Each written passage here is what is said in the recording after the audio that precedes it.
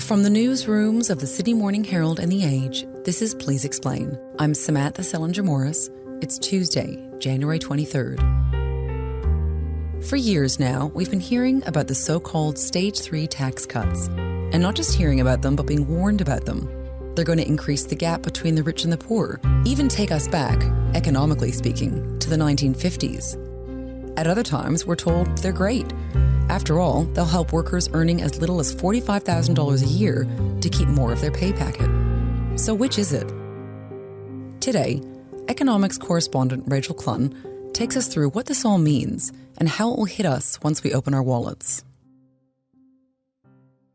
So Rachel, first off, can you start by telling me why do we keep hearing about these Stage 3 tax cuts? I can't remember the last time that I have heard so many warnings, so many people agonizing about tax reform. So why is this so controversial? Well, I guess it's because they've been looming for some time now. These tax cuts were legislated in 2018. Our plan, we've legislated so that 94% of Australians will pay no more than 32.5 cents in the dollar. Legislated. Making bracket creep. They kick in from July 1st and they're going to put about $20 billion a year back into the economy. So over 10 years, these tax cuts are estimated to take $250 billion out of government coffers and put that back into people's pay packets. Now, back when they were legislated, we didn't have a pandemic, we didn't have this kind of economic upheaval that we're experiencing now, and the times have really changed. So they're coming in at a time where the Reserve Bank and the government is trying to get inflation down. So there is a lot of concern among economists, among the community, among, some Labor members perhaps, about the impact of these tax cuts. Injecting, $20 billion into the economy over the space of a financial year is going to have some impact on inflation. People are potentially going to buy more things with that money than they would have otherwise. So that's a really big concern, particularly given the Reserve Bank wants inflation to get back down to 3% by the end of next year. That's a very big question mark here. We rely more on personal tax than most other rich nations. There is a genuine case for that cut, but maybe not quite so big and not quite so soon. So when should they hit? And who they go to as well. They go to a lot of people earning a lot of money, and there's an equity question there as well. Katie, how on earth can you justify a tax cut for the rich when we've heard people tonight say that they are going backward, they can't afford childcare, you've told us that you can't afford to bring forward something. Okay, so I want to get into the nuts and bolts about what damage and benefits these cuts are likely to create for the rest of us soon. But right now, can you walk me through the backstory of this reform? Who initiated it and why? And what's the goal? So these tax cuts were legislated by the Morrison coalition government. Governments have to regularly legislate tax cuts because of our tax system isn't indexed. So that means you get a pay rise, and that pay rise might bump you into the next tax bracket perhaps, and you pay higher average income tax rates each year because of those pay rises. That's called bracket creep. We've all felt it. It's a regular thing. So these tax cuts were legislated to reduce some of that bracket creep. At the moment, to run you through it really quickly, we have 4 big tax brackets. If you earn between $18,200 and $45,000, that money is taxed at 19%. Between 45 and 120, it's taxed at 32.5%. Up to 180, that money is taxed at 37%, and over 180, it's taxed at 45%. And it's a progressive system, so the dollars that you earn between those amounts get taxed at those rates, if that makes sense. From July 1st this year, they're going to remove that 37% tax rate altogether, and they're going to reduce the 32.5% tax rate to 30%. So that will deliver tax cuts to everyone earning over $45,000, but obviously the amount people get back in their pay packets is going to be different depending how much they're earning. Okay, and of course we keep hearing that this is a Stage 3 tax cut. So this was actually a 3-tier legislation brought in by the Morrison government. So can you briefly take us through what were those first 2 stages? So stage 1 and 2 were focused on low and middle income earners. Many listeners will have received the temporary low and middle income tax offset, called the Lamington by a lot of economists, which was a temporary tax break for average income earners. And people got up to $1,500 a year for if they earned I think up to $126,000. That kept getting extended through the pandemic, I guess, as a way of, giving people some form of financial relief. But that ended at the end of the 2021-22 financial year. The low income tax offset is continuing, however, for people earning up to $66,000 a year. Stage 3 is the biggest part of the reform. As I said, it's for everyone earning more than $45,000 a year. But it has the biggest impact for those big income earners. So there was some analysis I got from Anglicare Australia late last year, which was really interesting, which showed that the tax cuts would give people earning over $180,000 an extra $234 per fortnight in pay. People on more than $200,000 would get an extra $349 per fortnight. But if you're earning $60,000, you get less than $15 a fortnight. Okay, so on a brass tacks level, does this mean that this is just going to widen the pay disparity between the rich and those who are less advantaged? That's definitely a strong argument that a lot of people are putting forward. I've spoken to economists who said the first two stages were fairly equitable. This stage, not so much. The tax breaks are really focused on the top end of town, people earning a lot of money, and people in the middle who are earning average wages in Australia are not going to feel much of a difference at all when these tax cuts come in on July 1st. That's probably the biggest issue. People who are struggling with rising rents, rising grocery prices, the cost of fuel, just everyday basic necessities. Insurance prices have gone way through the roof. And the people who are struggling the most with that, struggling to pay their higher mortgage repayments, are not going to get a lot of the benefit from this tax cut.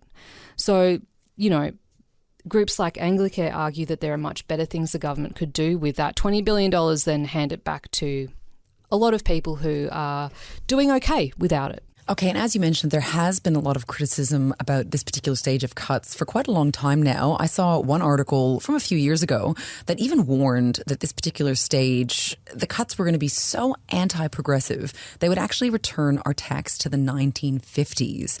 Is there any argument for that? I don't know about returning tax to the 1950s, but it is interesting that average income earners are really not going to feel the benefit from this. As I mentioned before, a lot of people will have benefited from the low and middle income tax offset, but that was a temporary measure and it kept getting, extended for longer periods of time. But that's now gone.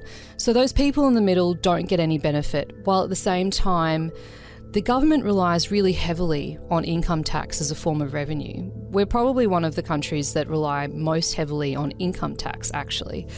So it is interesting that this tax reform legislated, as I said a long time ago, is going to really benefit people who don't necessarily need extra money in their bank accounts. And I wanted to ask you about another primary concern about this stage of tax cuts that's been voiced by some economists. You touched on it earlier, which is namely that it's going to cause inflation to rise even higher.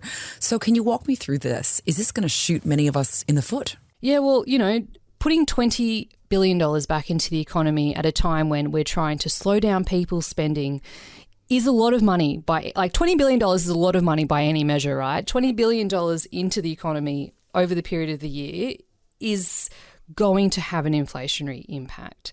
So there have been economists who said these tax cuts should be delayed or changed, keep that 37.5% tax bracket, because adding more money into the economy at this particular time is going to make the Reserve Bank's job really difficult. It also makes the government's job quite difficult. The Prime Minister, Anthony Albanese, has been talking about bringing in more cost of living measures ahead of the May budget. The fact that there's this $20 billion set to come back into the economy over the next financial year makes it really hard for them to do anything, because they've got to be really careful about adding to inflationary pressures as well. So it's difficult for both the Reserve Bank and the government to have all this extra money flowing back into the economy. So that was the idea initially when the Morrison government brought this legislation in, was that with the stage 3, it would be an incentive for people to actually work more and provide reward for that effort. Is that right? Yeah, I'm not sure how much research is out there that proves that point, but I think that's a fair goal, to encourage people to pick up that extra day of work, take that promotion perhaps, and be confident that when they earn more money, they're not just paying heaps more tax. And what about the impact that these cuts might actually have on essential social services? Because the cost of these cuts is massive.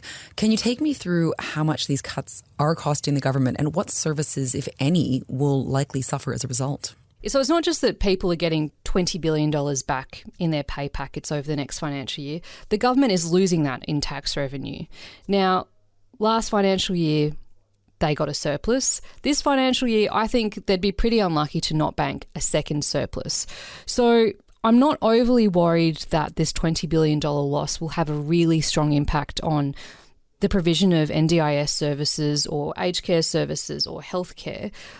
I don't think the government is going to cut back on any of those things as a result, but I think it might constrain them when it comes to introducing new things that could be really beneficial to people. So that's definitely a concern I think that people could have. Okay, so you've talked us through some of the arguments against the Stage 3 tax cuts, some of the criticisms that Anthony Albanese has faced, and yet just last week we heard Anthony Albanese commit to these Stage 3 tax cuts. So how much of that do you think is about the Prime Minister protecting his image and his commitment to not breaking promises and to being a strong economic manager? Because we know that Anthony Albanese, when he was in opposition, agreed to these tax cuts.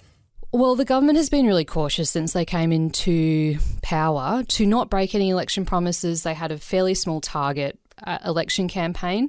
And they've really wanted to stick to the promises that they've made and make sure that they put those through. Albanese says his government hasn't changed its position on Stage 3 tax cuts. I can't give a clearer answer than we haven't changed our position.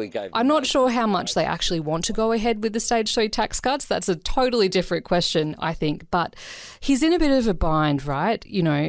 If the Prime Minister announced that he was going to change it, he would be in a big fight with the coalition about broken promises in the lead up to a by-election that the government want to win. So the start of March, there's a by-election in the seat of Dunkley in Victoria. Is really important for the Albanese government. The seat was held by Peter Murphy, who died late last year of cancer.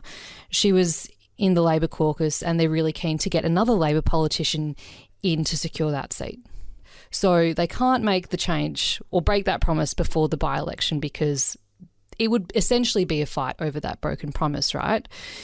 If he makes the change after that by-election, well, he's also in a fight then about not being honest and not being truthful because, you promised ahead of the by-election that you wouldn't break this promise.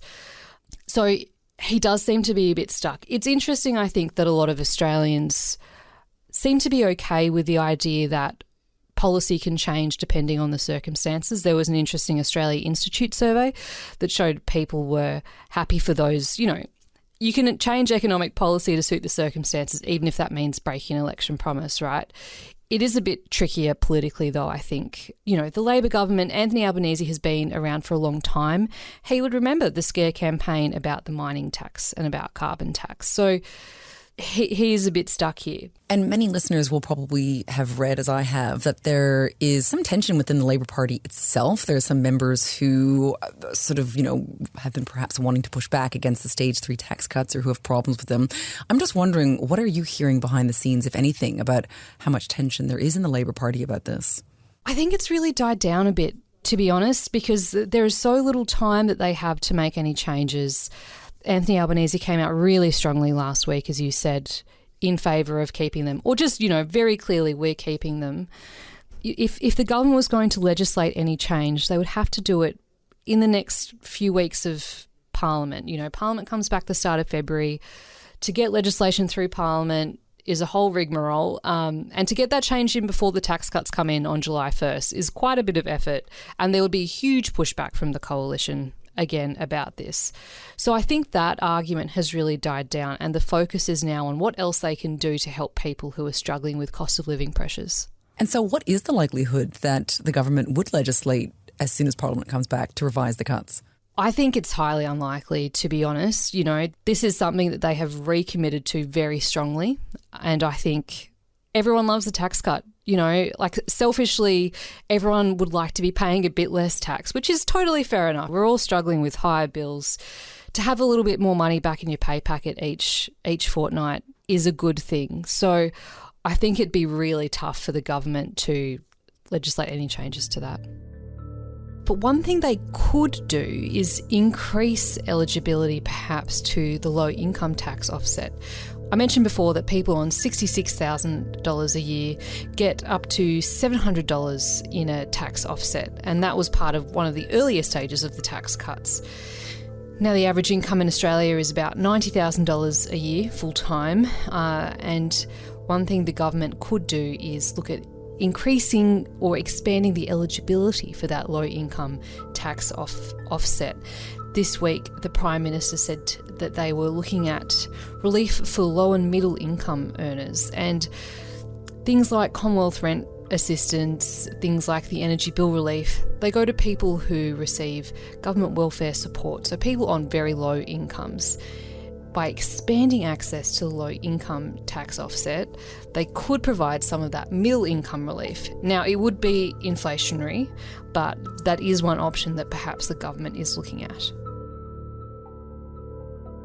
Thank you so much, Rachel, for taking us through this. No worries.